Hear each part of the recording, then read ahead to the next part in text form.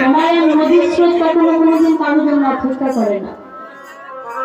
তাই কৃপা করে করুণা করে এইটুকু সময়টা নষ্ট না করে কৃপা করে করুণা করে একটু ভক্ত সঙ্গ করুন, একটু মনোযোগ দেন। এটা আপনাদের লাভ, আমার লাভ না। কেন জানেন? হ্যাঁ, আমার ভূমিতে যদি একটি কাঁঠাল বৃক্ষ রোপণ করি বাবারা, সেখানে যদি আমি আম ফল আশা করি পাবো, কিভাবে পাবো? আমি যেই বৃক্ষে আমি কাঁঠাল বৃক্ষ রোপণ করবো, আমি কিন্তু সেই কাঁঠাল ফলটাই কিন্তু পাবো, তাই না?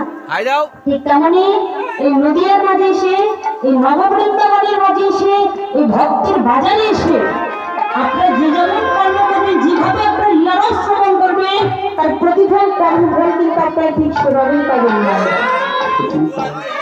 আমার বলা আমি বলে যাচ্ছি, আপনারা শ্রবণ করছেন, এটা আপনাদের ব্যর্থতা, আমার ব্যর্থতা না। কিন্তু আরেকটি কথা, আমি যেখানে কীর্তন গাওয়ার জন্য, জন্য আসছি।